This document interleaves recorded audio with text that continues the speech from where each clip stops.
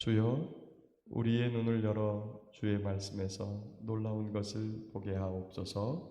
아멘. 12장 본문 읽겠습니다. 그때에 내 민족을 호위하는 큰 군주 미가엘이 일어날 것이요 또 환란이 있으리니 이는 개국 이래로 그때까지 없던 환란일 것이며 그때에 내 백성 중 책에 기록된 모든 자가 구원을 받을 것이라. 땅의 티끌 가운데에서 자는 자 중에서 많은 사람이 깨어나 영생을 받는 자도 있겠고 수치를 당하여서 영원히 부끄러움을 당할 자도 있을 것이며 지혜 있는 자는 궁창의 빛과 같이 빛날 것이요 많은 사람을 옳은 대로 돌아오게 하는 자는 별과 같이 영원토록 빛나리라. 다니엘아, 마지막 때까지 이 말을 간수하고 이 글을 봉함하라. 많은 사람이 빨리 왕래하며 지식이 더하리라.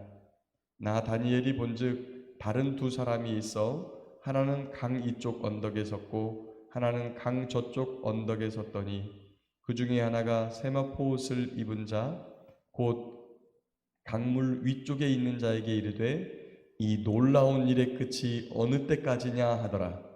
내가 들은즉 그 세마포 옷을 입고 강물 위쪽에 있는 자가 자기의 좌우 손을 들어 하늘을 향하여 영원히 살아계시는 이를 가리켜 맹세하여 이르되 반드시 한때, 두때, 반때를 지나서 성도의 권세가 다 깨지기까지이니 그렇게 되면 이 모든 일이 다 끝나리라.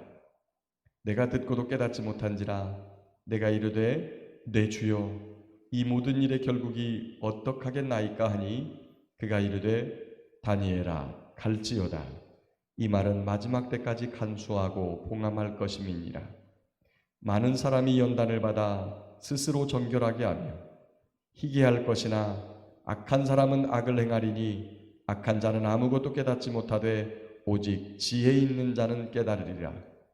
매일 드리는 제사를 폐하며 멸망하게 할 가증한 것을 세울 때부터 1290일을 지낼 것이요 기다려서 1335일까지 이르는 그 사람은 복이 있으리라. 너는 가서 마지막을 기다리라. 이는 내가 평안히 쉬다가 끝날에는 내 몫을 누릴 것임이니라. 아멘. 다니엘서 7장부터 이 12장까지가 해석하는 것이 굉장히 어렵습니다. 쉽지 않죠? 왜 그러냐면 이것이 요한계시록과 맞물려 있기 때문이에요. 저희가 요한계시록에 보면 말탄 자들이 나오고 그 다음에 한때, 두때, 반때가 나오고 그 다음에 1290일이 나오는 이 숫자들이 그 다음에 3년 반 이런 숫자들이 어디서 나오냐면 다니엘서와 그리고 스가랴서에서 이 나온 내용들이 많이 있습니다. 그래서 요한계시록을 해석할 때 다니엘서를 해석하지 않으면 마지막 부분에 대해서 해석이 잘 안 돼요. 그리고 한때, 두때, 반때 이런 단어들이 전부 다 이쪽에서 지금 보면 7절 거기 보면 한때, 두때, 반때 이런 말이 나오죠.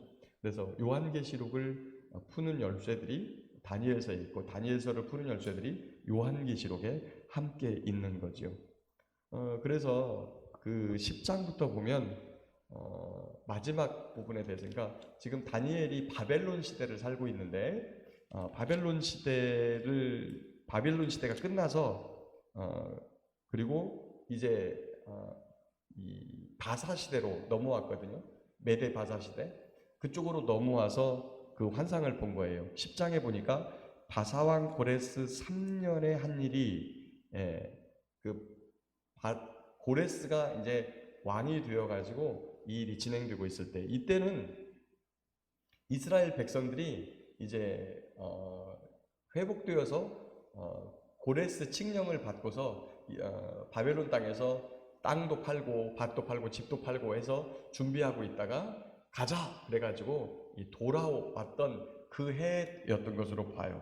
그러니까 아마도 고레스 3년이니까 그런 부분들이 다 준비되어져서 돌아왔을 텐데 그럴 때 이 다니엘은 돌아오지 못합니다. 아마 나이도 많았고 고레스 왕이나 아니면 당시에 그 메데 나라의 다리오 이런 왕들이 이 다니엘을 돌려보내지 않았을 겁니다. 왜 그러냐면 너무나 지혜로우신 분이거든요. 그래서 본인의 곁에 놓고 어떻게 만국을 다스려야 되는지, 그 다음에 일을 어떻게 처리해야 되는지에 대해서 묻고 또 하늘의 뜻을 묻는 그런 사람으로 옆에 두었을 것이 분명해요. 그래서 다니엘은 돌아온 명단에 없습니다. 그런데 이제 그곳에서 있으면서 하나님께서 환상을 주셨는데 이 앞으로 고레스 왕 다음으로 진행되어질 나라에 대한 이야기를 이제 하고 있어요. 고레스가 세운 이 페르시아 제국, 그리고 그 페르시아 제국이 무너져서 그 다음에 헬라 제국이 오고, 그 다음에 헬라 제국을 세운 알렉산더가 불과 뭐 33살의 젊은 나이에 죽고서, 그리고 그 나라가 네 개로 갈라지면서 나중에 셀루키즈 왕조와 프톨레미 왕조가 아주 150년 전쟁에 인류 역사상 가장 크고 가장 지루하고 길게 진행된 이 전쟁을 통해서 많은 사람들이 죽임을 당하고, 그 다음에 그 사이에 낀 이 이스라엘이 굉장히 어려움을 당하게 되는 이러한 상황이 되죠. 그리고 이제 거기서 계속 가가지고 어디까지 가냐면, 요게 이제 그 전에도 한번 말씀하셨는데 9장 끝에 보면 이제 예수님의 초림에 대한 이야기를 해요. 그 9장 25절 보면 예루살렘을 중건하라는 영이 일어날 때부터 기름 부음을 받은 자 왕이 일어나기까지 7이레와 62이레가 지날 것이다. 뭐 이런 이야기를 하면서 이제 예수님이 오실 것에 대한 예언을 하고, 맨 마지막 7이레에 대해서는 이제 예수님께서 오시기 직전에 벌어지는 7년간의 환란에 대한 이야기를 그렇게 하고 있어요. 그래서 오늘 그 12장 첫 번째 보면 그때에 네 민족을 호위하는 큰 군주 미가엘이 일어날 것이다. 자, 여기서 네 민족이라고 하는 것은 그 전부터 쭉 온 그 이제 큰 제국과 민족들을 이야기하는 건데, 아수르, 그 다음에 바벨론, 페르시아, 헬라 제국, 그 다음에 그 이후에 이제 이렇게 로마까지 쭉 올 거예요. 쭉 오는데 거기 보면 큰 군주 미가엘이 일어날 것이다 라고 하는 부분이 있습니다. 그 민족을 호위한다고 하는 부분이 그러면 하나님께서 계획하신 이 세상 나라, 특별히 제국에 대해서 그 나라를 호위하기도 하고, 때로는 전쟁을 통해서 그 앞에 나라를 엎고 다시 새 나라를 일으키기도 하는 그 군주가 있는데 그게 미가엘이라고 하는 거예요.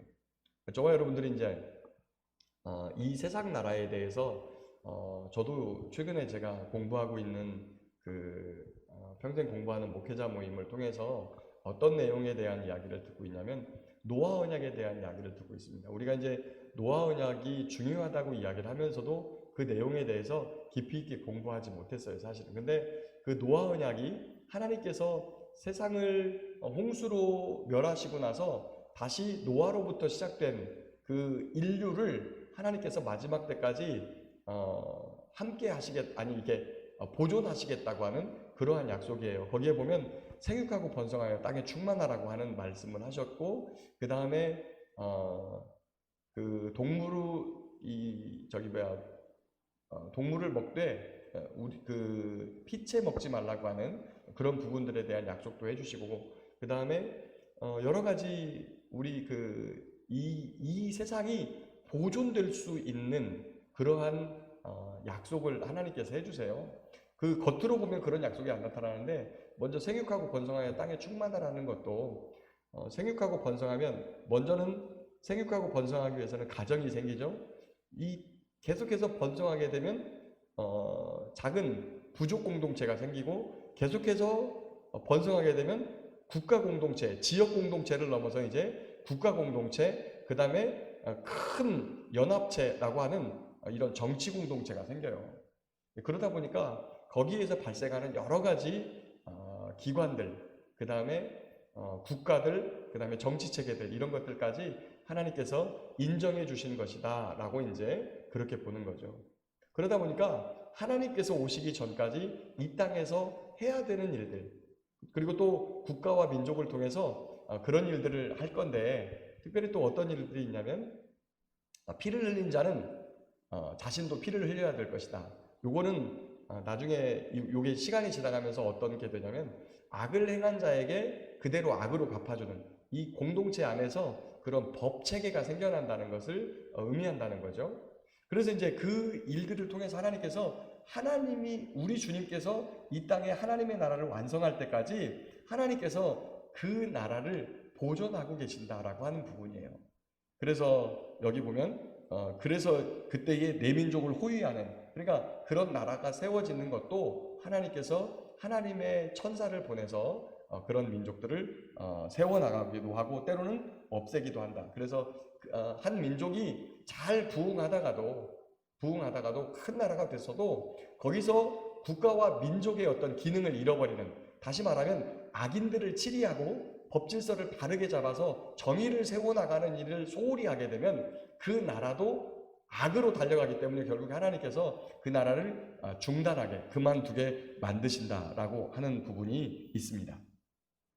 자, 이제 그 이후에 12장 1절에 또 환란이 있으리니 이는 개국 이래로 그때까지 없었던 환란일 것이며, 이게 저희가 이제 이 새벽기도 바로 전에 봤던 요한계시록에서 맨 마지막 7년 대환란 기간에 일어날 일들이라고 보고 있는 거죠. 그때에 내 백성 중에 책에 기록된 모든 자가 구원을 얻을 것이다. 이 책은 어떤 책이죠? 생명책이죠. 하나님께서 모세에게 말했던 생명책에 기록된 자만 구원을 얻는다. 그리고 이것은 요한계시록까지 이어지는 말씀입니다.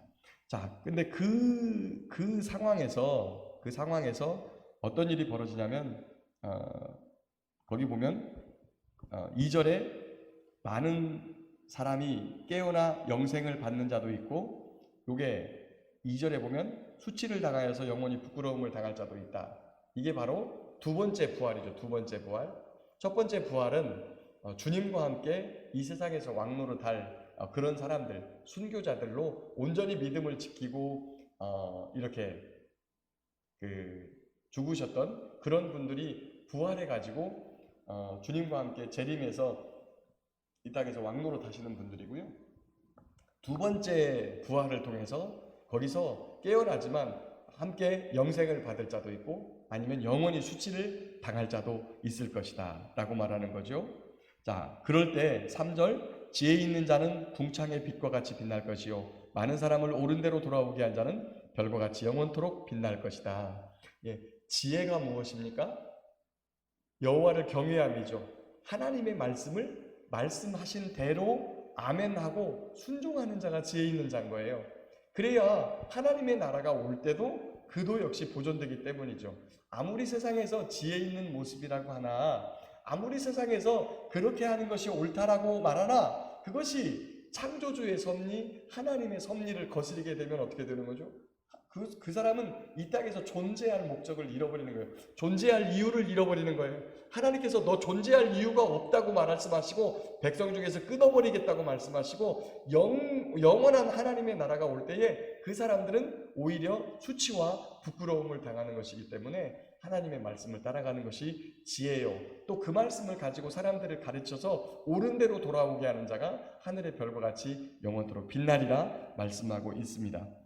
그래서 4절에 다니엘아 마지막 때까지 이 말을 간수하고 이 글을 봉함하라. 이 부분에 대해서 이제 이렇게 설명하시는 분들이 있더라고요. 요한계시록이 잘 안 풀렸었습니다. 잘 안 풀렸었는데 최근에 요한계시록에 대해서 많은 분들이 연구해가지고 이 말씀들이 많이 풀렸어요. 그래서 이제 종말의 때가 어떻게 우리에게 다가올 것이라고 하는 사실을 알고 있어요. 자, 근데 그때의 현상 중에 하나가 4절 끝에 보니까 많은 사람이 빨리 왕래하며 지식이 더할 것이다. 여러분, 지금 지구촌이라는 말이 생길 정도로 교통수단이 발달해요. 그리고 지식이 더할 것이다.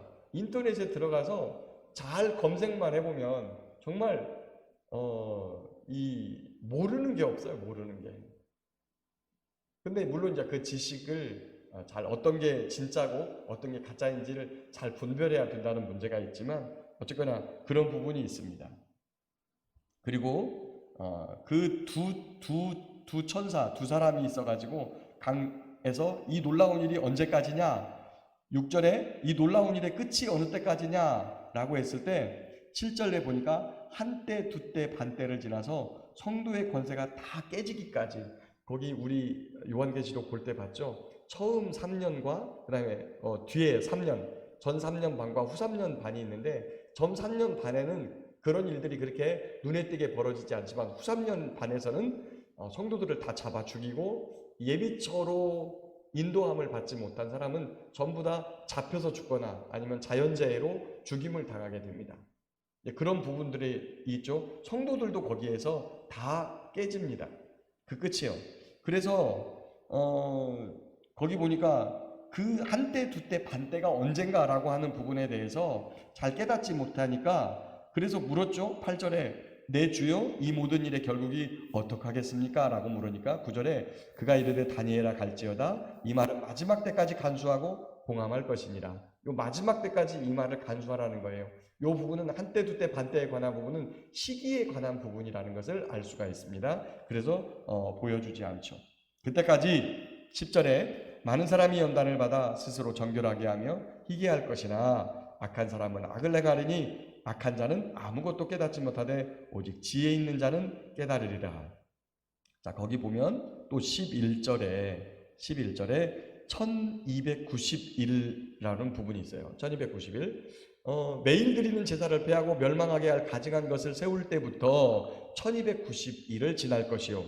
자, 이제 우리가 역사적으로 한번 이 다니엘서의 그 앞에 보면 150년 전쟁에서 미천한 왕, 이게 안티오쿠스 에피파네스 4세를 가리킨다고 봅니다. 이 북방왕이 이스라엘에서 드리는 본인이 신이라고 말하고 본인에게 묻지 않는 모든 제사를 못하게 만드는 이런 일들을 했어요. 그래서 그게 맨 마지막에 이 땅에 나타날 적그리스도의 예표 인물일 것이다 라고 이제 저희가 성경을 해석하죠. 그래서 그 적그리스도도 이 땅에 처음에 세워질 때는 종교를 등에 업고 하는 것 같지만 나중에는 그런 모든 종교들을 폐하고 제사를 폐하는 그런 일들이 벌어질 것이다.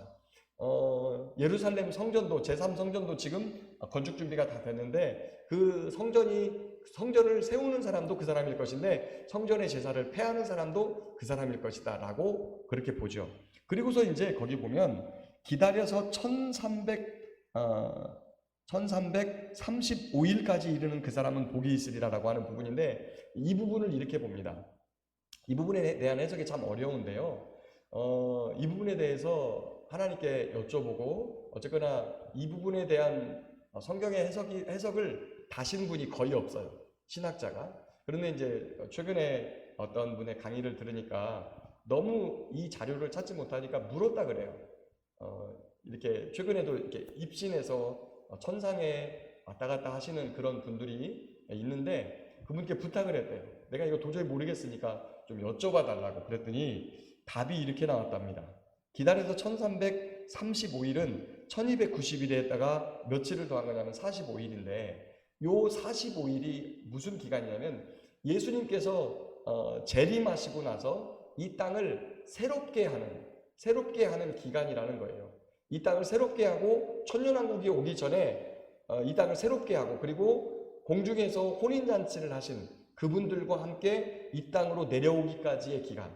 그래서 거기 보면 기다려서 1335일까지 이르는 사람은 복이 있다. 이제 이렇게 설명을 하더라고요.